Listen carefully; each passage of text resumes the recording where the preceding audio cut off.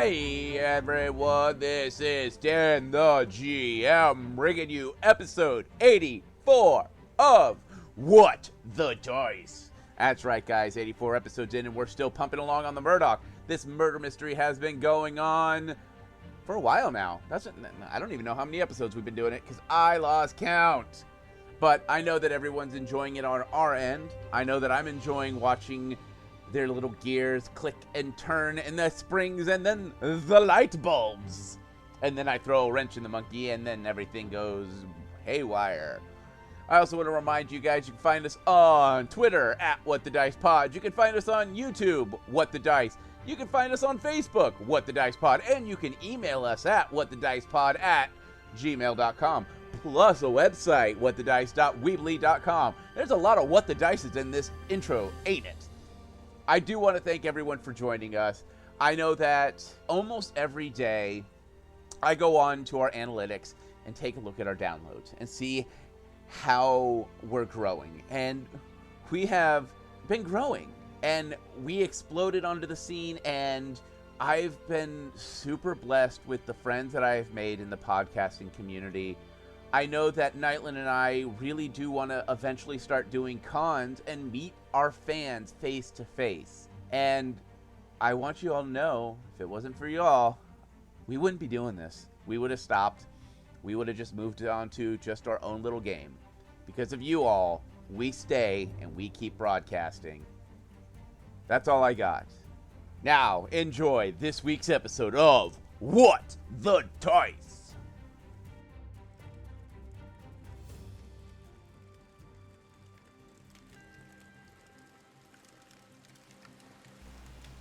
As we walk up to the campsite, we have traveled here many, many times in the last few months. Over the time, the campsite has gotten small upgrades. The campfire seems to always be at a roar. Food supplies, crates, an actual table has now appeared. And by the woodside, the ground has been flattened out, and what looks like a small shack is being slowly assembled from timbers. The old storyteller walks up from the ocean side. On a small string, a few fish. Placing them down, he gives us a smile. Welcome, me friends, welcome. It seems as if the Alpha team has had a chance to do some investigation. Phea doing a little sneaking, and Kilila and Difibulous staying on the casino floor, watching, listening, and hopefully learning a few things. Well, they must now continue on, for a murderer is still in their midst, and someone has to solve it. Sit back, me friend, and hear me tale.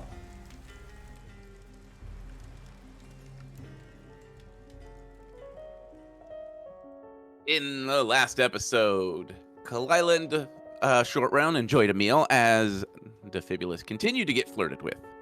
Kilila had some queries for the drow chef, which ended up with a little bit of flirting, as well as a little bit of information.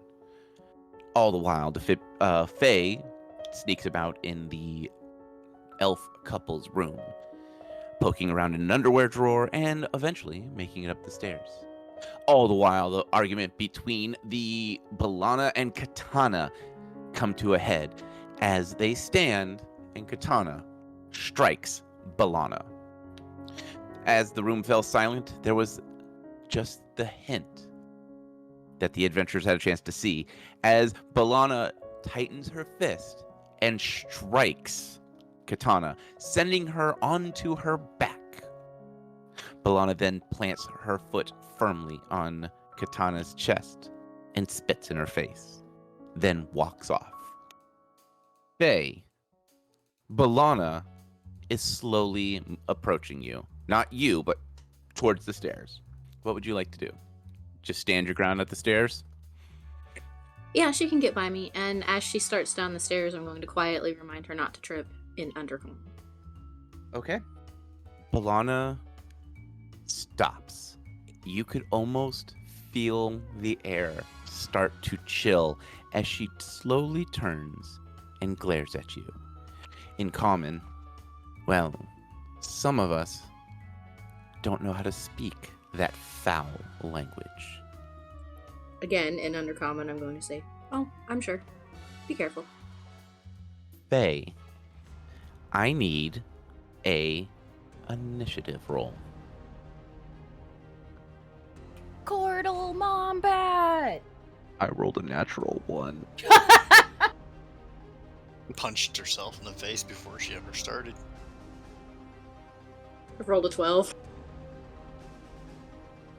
Clear as day, you see her pivot and bring her fist back like she is about to strike you. You get first roll. What would you like to do?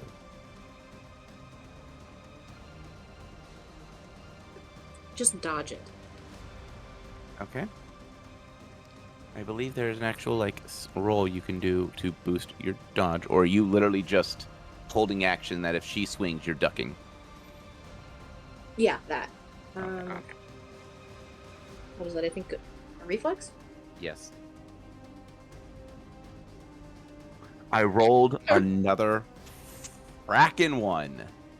The dice gods have spoken. The dice gods have listened to my every roll. I've got a 19 to dodge her. As Balana goes to swing, her heel breaks, and she goes tumbling, head over heels, down the stairs. Terry is standing there, waits for the moment, till you hear the thump as she hits the bottom. Raising an eyebrow, he gives you a light bow, and he goes, "I will go clean up the mess," and walks off. Thanks, Terry. I appreciate it. I'm going back to dinner. As you walk away, you hear Terry in the most elegant elven tone he can muster.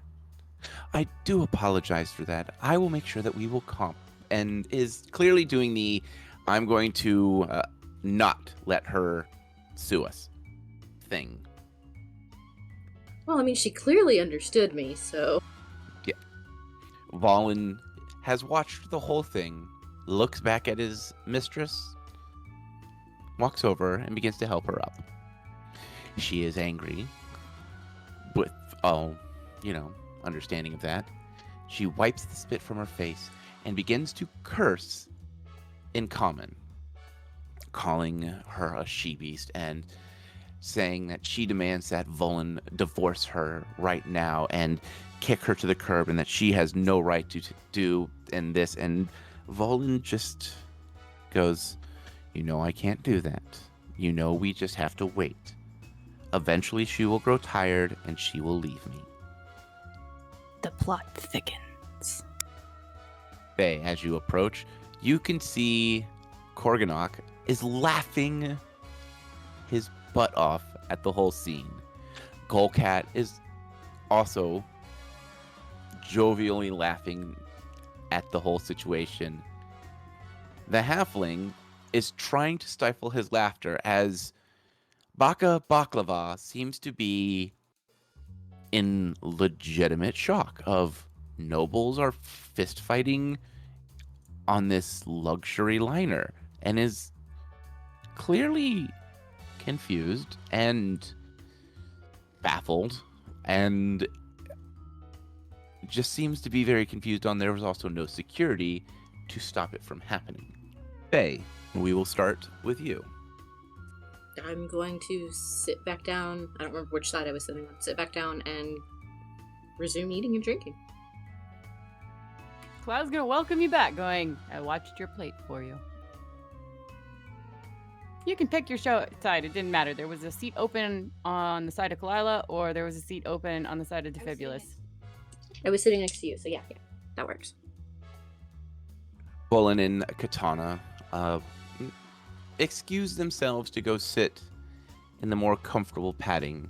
Katana has clearly got tears in her eyes and is either very, very angry or very, very emotional. It is hard to say. but they have excused themselves from the main bar area. What were they saying on their way out, other than whatever? He was basically just trying to explain to her, this is Elven culture. I have to let her leave me. If not, I would lose all the money. Like, it's that. Okay, she's just repeating what she heard to Faye when she gets back, so she knows. Oh, now I roll a nat 20. I really wanted to hit Faye. You'll have plenty of opportunity. But not with a stuck-up elf.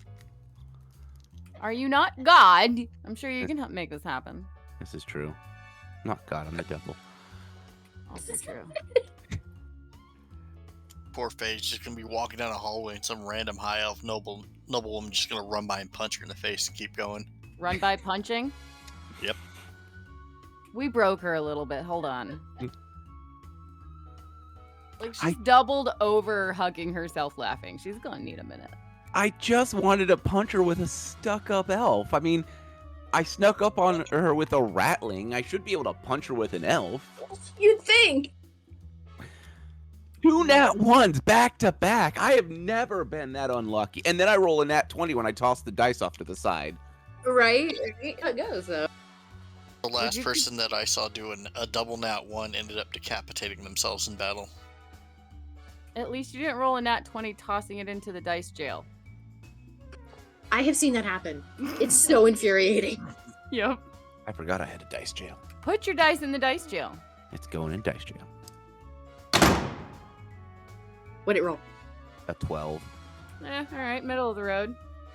It mocks you, sir. I don't think it would have been enough to get a punch on Faye, though, not with a 19 reflex. If I rolled a nat 20, she would still make contact. Yes. But I don't think you would take any damage. What a noise. Alright, so we wrap up eating our meal, enjoying the fact that everybody was laughing about that situation, it sounds like, and Kalila's gonna look over to Faye eventually and go, "What'd you find out?" Not much. Oh. He has no taste in underwear. I mean, seriously, what the heck? Is that relevant? Difibulous just kind of raises an eyebrow like, the hell? I mean, it could be you would expect someone of that station to have some finery and stuff, right? But, like, no, it's all just plain basic workhorse stuff. Which seems kind of out of character a little. Yeah, that does make sense, I guess. I don't know.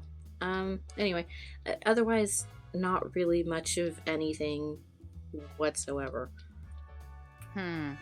Quick question. The punch that she threw, was it like someone throwing a punch that knew how to throw a punch that did it normally?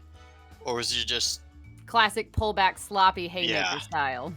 Yeah, like cock your shoulder from the side. Like tighten your fist, bring your fist up to your shoulder, bring your fist back. It's that, like, you see it coming. Okay, so it's not something she's used to doing by the looks of it. She's clearly not a fighter. She just rage punched. He was broadcasting badly. Yep. Not often you get to see a noblewoman punch someone in the face and floor him. Yeah, that was actually Okay, kind of- right, but that tells me that nobody bothered to teach her any self-defense, or she was never in a position where she needed it before. True, but very odd that she gibbers in Undercommon? Yeah, I'm really weirded out by that. So, what did you say to her to get her to try to punch you in the face? I just told her not to trip. Rude. Be helpful. I mean, you're trying to look for her. You're trying to... Oh, you said it in Undercommon, didn't you? Of course I did. Well played. I wanted to be certain that she would understand me, and with everyone else speaking, I knew that that would catch her ear. So I told her, don't trip. And she said, nobody here speaks that nasty language, and I said, I'm sure, but you still need to be careful. And, well, you saw what that got her. I wonder if she hurt herself on the way down. There was a loud thump. I'm sure I don't know. She also broke her heels, or a heel. And that's not like a straight stair. That is a curved stair, which means at some point she bounced off the wall. The image of that is worth it. I also can't help but hear Alpha from Disenchantment. Ah! Ah! Dum, dum, dum, dum, dum, dum, Right? dum, dum, dum, dum, Why am I still going? dum. So, did this help us at all besides amusement? Well, no. Aside from we have a noble woman who doesn't seem like she does stuff that's not very noble, and then we have Well, we found out that he is waiting for the angry elf to divorce them so he can go be with the mistress. We found out that. well, but I mean, is she spiteful enough to, you know, do something drastic and ruin that for him? Well, what I want to know is he's supposed to be one of the people putting a bid in on this ship, but he can't afford his main wife nicer panties? I don't know that would be afford. That may just be what she's comfortable with, but I don't understand. You know what? It matters of taste. If it's comfortable, it's comfortable, you know? Or is that a sign? Feels out of place. Or he doesn't have a lot of money? Remember, we're trying to murder mystery here, right? You know? Well, Right. here's the thing. Everything else was good quality. Do you think she's physically strong enough to strangle someone versus, I mean, she couldn't throw a punch to save her life. No, she just threw a bad punch, but she had enough momentum behind that punch to hit another full-grown adult to the floor. But momentum doesn't equal strength, though.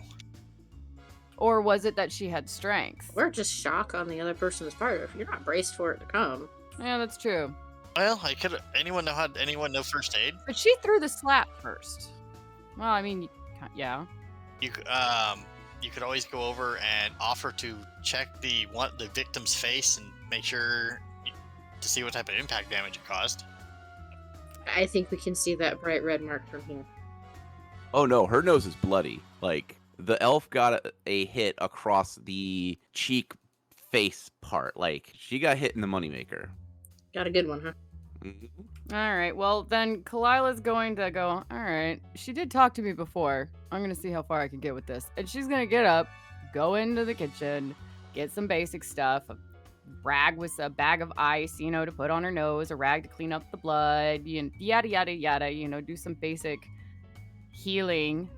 Maybe not resetting bone healing, but, Basic bar fight healing. Yeah, basic bar fight 101 stuff from the kitchen.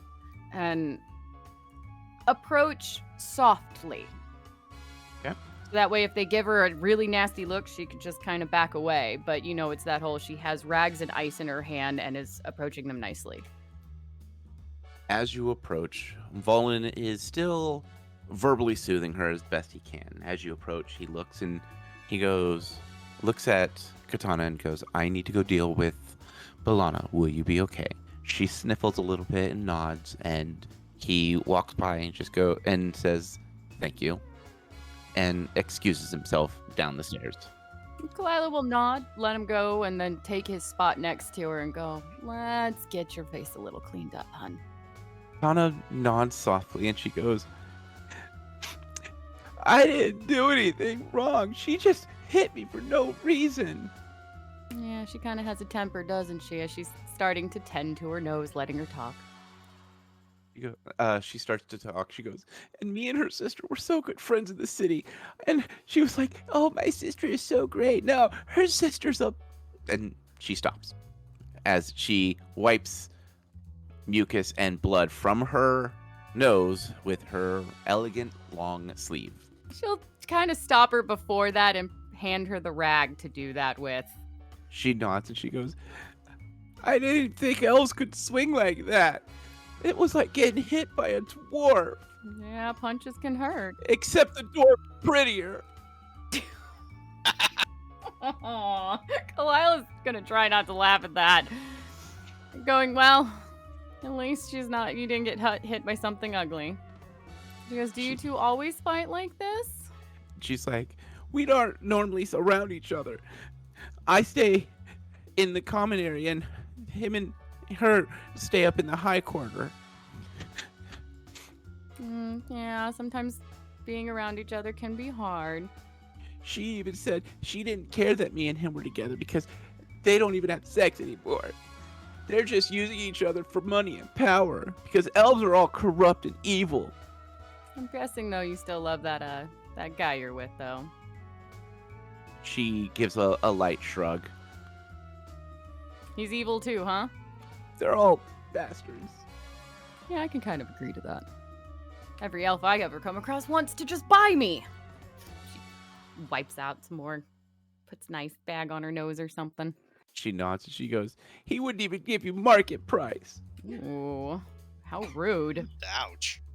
And yet he's trying to buy this ship? I don't think he's going to have a very big offer then. She gives a light shrug and then just goes, he's been squirreling away money and doesn't claim it on the city taxes. So he's literally offering just straight coin. No credit. Oh. I don't even think his wife knows about how much he's wanting to spend. Oh, wow.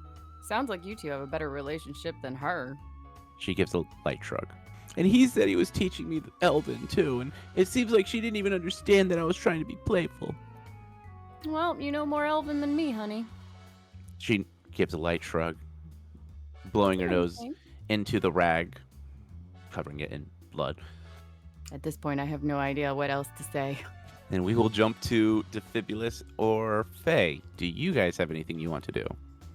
Hey, Faye. Yeah. Judging from the notes you've read on the captain's particular taste, do you think the boulder that went rolling down the stairs fits the bill? I don't know. Question: since she's bleeding all over her dress and clearly has no idea how to handle a bloody nose, is she bleeding all over her dress? Have you ever had? You've never been hit in the. So she may not have a broken nose, but she has a pretty bad bloody nose. She is basically, this rag is got a lot of blood on it.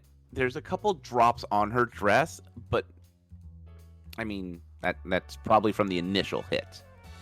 Okay. I have an idea when you swing back to me after Phea. Phea, Difibulous. Faye is eating and thinking. Difibulous. Difibulous is trying to put some thought into who matches the idea, the right type for the captain around here, with his peculiar taste in the women that he seems to bring around. As you all ponder your own ponderies and think your own thinkeries, Golkat, the halfling gambler, and Baka Baklava return to the tables. All have multiple steins of miscellaneous alcohol, and Korganot joins the table as well. There's laughing and jokes as they all begin to bet, and the bets are high. The first couple bets are 500, then 800, then 1 platinum. The bets are now at about 3 to 3.5 platinum, and they are seeming to be drinking and betting. The bet's getting higher and higher as they do. A few minutes go by. You could see the chef is cleaning up the kitchen area and swapping things out for more sweet things, pastries, cold puddings, ice cream, sugared fruits, things of that nature. You notice that the clockwork robots are switching over and pulling out stronger alcohols and placing them in the shelves, giving that visual of dinner is done and now the hard liquor is being able to be served. So kind of giving that hint of Party starting. yeah. A few minutes go by and you see Terry walk up the stairs and begins to clean up the blood mess that is on the floor. He has a small mop and bucket and is diligently cleaning and ensuring that you would have never guessed what had happened.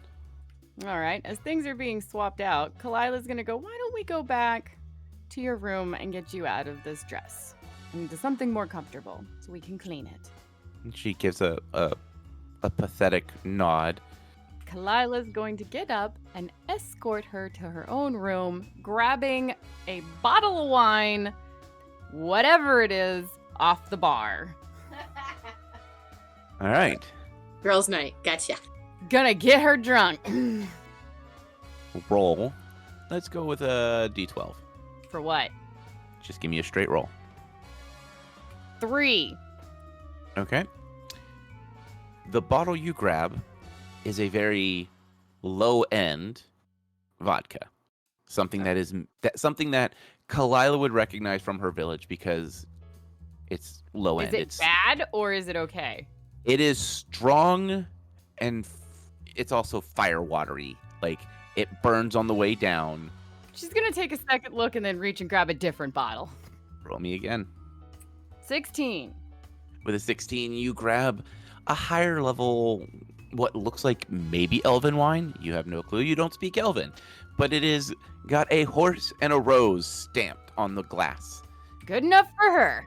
And it has an actual legitimate cork, not just a wood stuffed in. All right, this looks fancy enough. And she's going to escort her down, grabbing some pastries as well. Don't care. Plate of pastries, bottle of wine, going to her room. As you grab the plate of pastries, the chef hands you a bottle opener as you need it to pop the cork. Oh, yeah. She goes, thanks, darling. Is this a good brand? She goes, hold on. Reaches under and hands you a bottle that looks like it was cut from pure ruby. It is about half empty. She goes, this is better, and it's from my private stock. I owe you a big one for this. Don't read into this situation. I have ulterior motives. She walks off.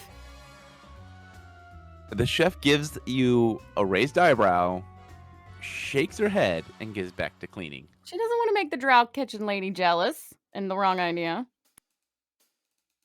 But that might have just done the same thing, so I realized this. Kalila's oblivious. I know what I did. Phea and Difibulous, what would you like to do?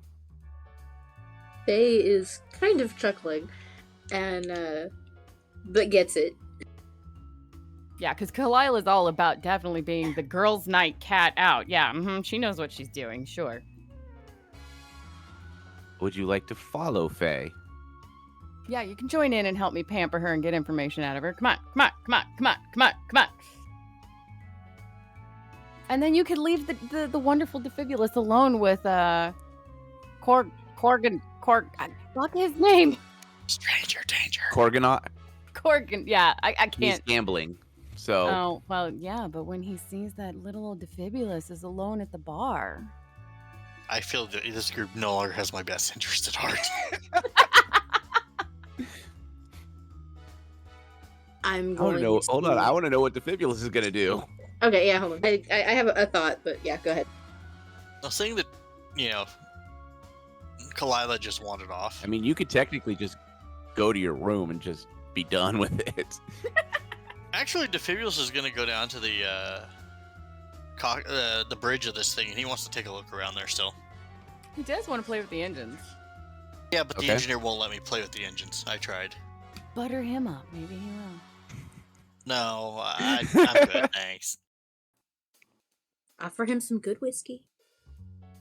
Yeah, it's probably caused him to explode with the engines as volatile as they sound. Okay, so stand in the doorway and drink it. All right. Difibulous, as you go down to the cockpit is, as normal, locked and secured. Would you like to knock? Yep. As you knock, the slit opens up, and you see the first mate's eyes. He looks at it and he goes, "Did you figure out who done it?" I'm working on it. Okay. What do you want? Oh, I just want to take a look around in here real quick again. You realize we're working, right? Like, we're working round the clock. I'm also small and know my way around machinery too, so. The first mate shuts the eye slit. You hear some mumbled conversation, and then it opens back up. All right. You want to help us get this shit working? Yeah. Besides, you guys missed a hell of a good show upstairs. All right. We're going to let you in, and you will follow orders as given. No more, no less. We clear? Yep. The eye slit closes. A couple seconds later, the door opens. He hands you a clipboard with a series of tasks, some of which are pretty simple. Clean, check for damages, reattach clipboard that has been dislodged from the entranceway. So you're getting a lot of busy work that they just don't have time to deal with. So making sure that, the the Altimeter? alternator, the altimeter, thank you. Whatever the frickin' word is not going down, that they are keeping at a high altitude, checking for systems, seeing if anything's indicating that there's ice on anything. So it's a lot of walking around and just lights on, no, good. Next light on, no, good. Type thing. Gotcha. And while he's doing that, he's also going to just keeping an eye open for any clues they may have missed the first time they were in here. Okay. I must now mentally prepare for a girls' night in this show. Yeah, especially a bad one since it's Kalila doing it. Okay. And Faye. Oh, yeah. Oh, no. Wait, did you come with me? Not yet. Oh, okay. She hasn't shown up yet. Bring the ice cream if you do. Uh, This is how girls get information out of other girls, all right? what am I getting myself into? So many sleepovers. I have trained for this moment. I want like a training montage music right here, right now. Yeah, it's it. Like, what do you think? Eye of the Tiger? Yeah, something like Eye of the Tiger. He's copyrighted. I said something like. Well, yeah, in that tone, in that vein of, I don't have your generic copyright-free stuff to throw at you and remembered and memorized. I have the this is what's gonna work. Okay. Or like a Rambo training montage. I don't know what that music some sounds kind like. of thrilling, inspirational, motivational music. You know, you're about to run a marathon. In Katana's room, Faye, you would notice as you walk in, you are joining, correct? Just so I'm making sure. Yeah, I'll swing by the dessert room, pick out some stuff, and grab a bottle of my favorite and head on down. As you get down there, you're only a couple of steps behind them because Katana is trying to stop crying, stopping, blowing her nose, that kind of thing. Like it's slow going. As you all enter her room,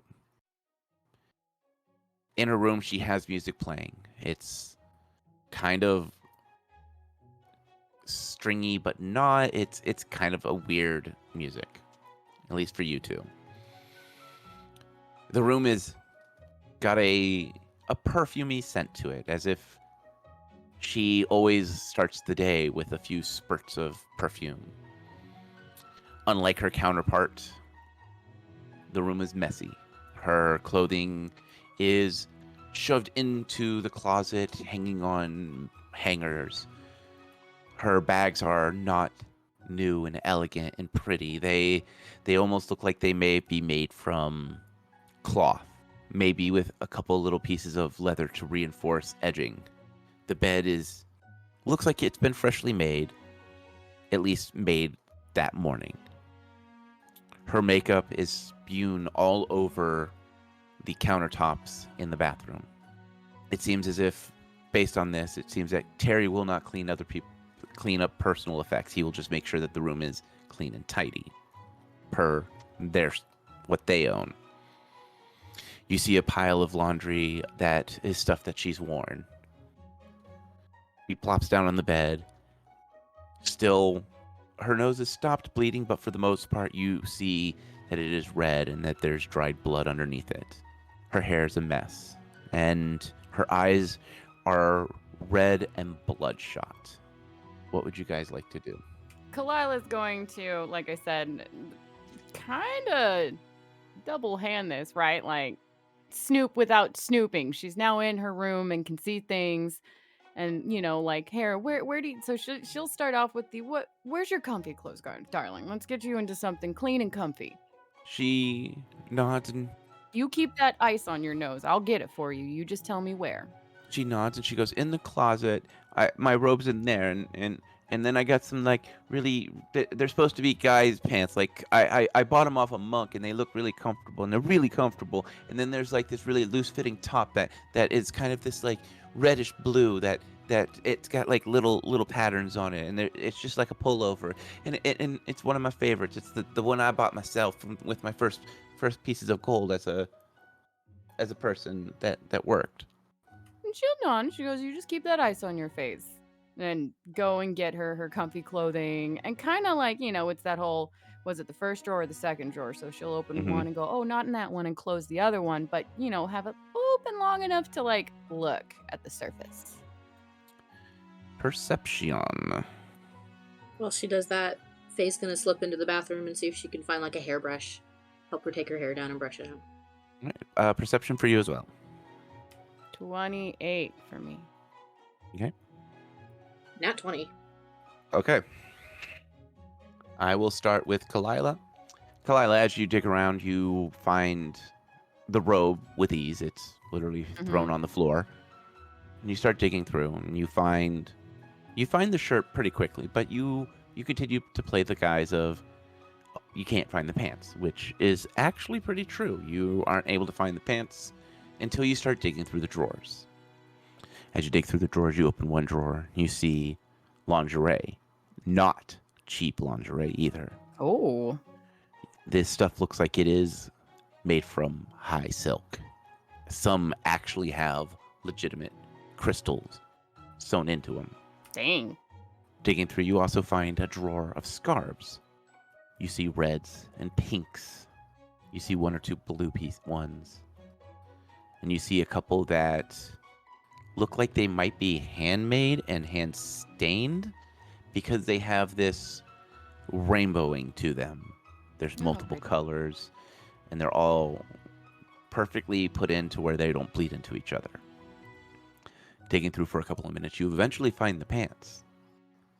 All right. I'll make a mental note that she had red scarves that need to be investigated, but I am not going to touch them for now because I want to keep this guise up and return with all of the comfy clothing and help her out while Faye is getting drinks in bathroom. Faye, in the bathroom, the room reeks of perfume. And not just one type of perfume. It seems as if she probably puts on heavy amounts of perfume anytime she changes her outfit and every morning. So it hangs in the air. You do see her makeup scattered about, and you see that her makeup, at least her lipstick, is all very bold colors. Reds and bright blues and bright purples and a couple of pinks. A lot of these you would recognize as colors that would attract men to see your lips, because it is very stark to her semi-pale skin.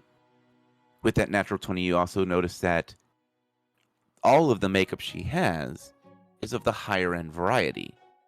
Even her hairbrush is made from silver. You notice that she has all of the makeup and all of the toiletries and everything that you would need to constantly be traveling. Something that you would recognize as a high-end escort would have. The colors, the perfumes are all very reminiscent of things that giving men that illusion that you're dolling yourself up for just them. Something that makes you stand out amongst the riffraff on the street. Do I see a match for the color in the captain's? You see several that are very close to it, if not spot on. One of which is the one that is called Harlot Red, but it looks like it hasn't been used in a while. The lipstick seems to be dry, a little bit more dry. It doesn't look like it has been. Maybe the cap was left off at one point, but it doesn't look like it would be easy to put on without some difficulty. Okay. I will gather a hairbrush and a little bit of the gentlest face cleanser I can find to help her get her makeup off. Nobody is going to want to sleep in that amount of makeup with a bloody nose. As you return, Kilila is helping her out of her dress. And Faye, this is the first time you've got to see, she is wearing like a royal purple brassiere with the bodice. It's not a corset, it's the bodice. It squeezes the belly to make the meat rise to the top of the pie. All corsets do that. That's a corset. That's an underbust corset. Thank you, underbust. You also notice that she is taking off a scarf that is red and tosses it on her dress. She takes the dress in hand and tosses it into the pile of dirty clothes that's in the corner, and she begins to change. She goes, I have never in my life been hit in the face so hard. Lila's gonna continue to say soothing things while helping her get comfy. She goes, yeah, you'd be surprised. Sometimes people are stronger than they look. Here, let's get your makeup off, though. That'll interfere with the swelling. She lets you help her as much as you can because you are being gentle. I need a heal check because she is injured. So I'm gonna use survival because there's not an... Oh, no, wait, there is an actual heal. Never mind, I see it. I'll use heal. Okay. And Faye. 19. 16. You are able to skillfully get the makeup off without irritating the already busted nose. You also take a chance to actually make sure that the bone is not broken. Her nose is not broken. She lucked out that most of the impact was the cheek, and it was more of that follow through that just clipped the nose just enough to make it bloody. She will definitely have a bruise in the morning just based on what you're seeing. Lucky she didn't catch a ring with that. Right? Alright. You're probably going to want to ice your eyes just a little bit too, and pay special attention to below your eyes. It looks like you might end up bruising under there. Sometimes busted noses tend to make your eyes look terrible the next day. I've had enough to know. She actually looks at you, and all of a sudden her eyes get bright. She goes, oh, Terry said that they have a spa kit that they give you, and then they tell you how to do all your we could do a spa day. And she literally hops off the bed and pushes the buzzer, and she continues to push the button and has a bounce to her step. While her back is to Kalila and Faye, Kalila's just literally looking over at Faye with this help me look on her cat face. Faye's just going to give her a bewildered shrug like, alright, why not? I don't know what I signed up for, but is remaining silent. I mean, Faye's thinking she's not fur. How much can they do to her? That's true. I might be immune. Or this is going to be, like, very torturous. A few minutes pass by, and she is still pushing the buzzer down. Buzz, and buzz, buzz, buzz, bouncing. buzz, buzz, buzz, buzz, buzz, buzz, buzz, buzz. Terry knocks. She opens the door. She goes, I want to rent the spa kit. Can I get that? Can I get that for 3? Terry blinks for a moment with that, like, okay, this is a lot of energy coming from someone who just got hit. He gives a slow nod, and he's like, of course. Is there a particular? And she's like, I want the deluxe. I want it all. Just charge it to the normal account. Terry nods, and he goes, I will be back in just a few moments, and I will make sure that the instructions are as clear as possible with the pictures. I will be back. Hey, Terry. Yes, madam. Can we get some glasses for our drinks? And would you let our traveling companion know that we're here for a while? He nods and he goes, would you like a bucket of ice with that as well? Please. Yes, please. He nods. He goes, anything else before I leave? Anybody? That's Nope. great. Terry, you're fantastic. Thank you. He nods. Difibulous. Yes. As you wander around, you are hearing the crew joke and complain. And this is the kind of thing that I don't know if you would be used to or not. These guys, even though they are running a very high-end ship, you feel like you are hanging out with a bunch of miners. The jokes that they talk about, if they do slip into Dwarven, you would recognize it as like your minor, like the most likely a lot of slang over like actual proper Dwarven.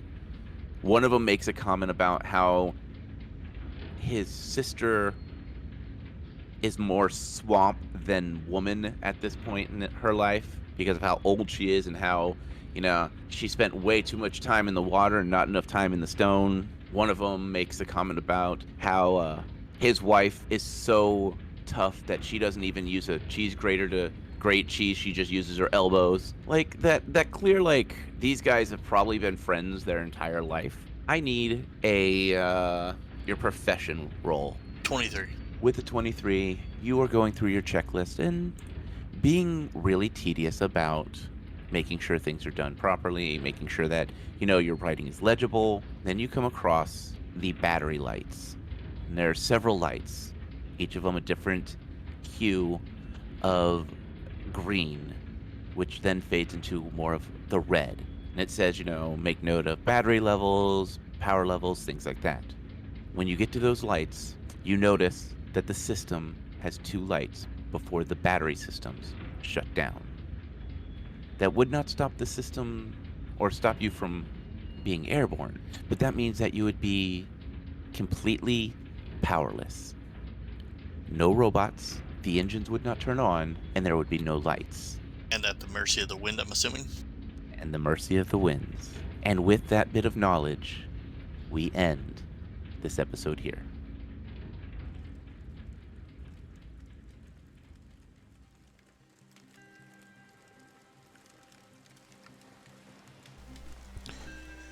With power failing, or not holding quite the same charge, Difibulous must now make a decision on what he will do.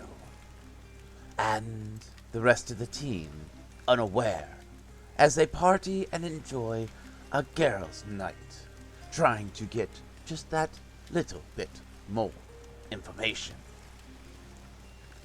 Now, what happens next? Well, that is for another night. For the moon is high, and it is time for us to say farewell. But, as always, me friends, remember, may the dice gods bless your every roll.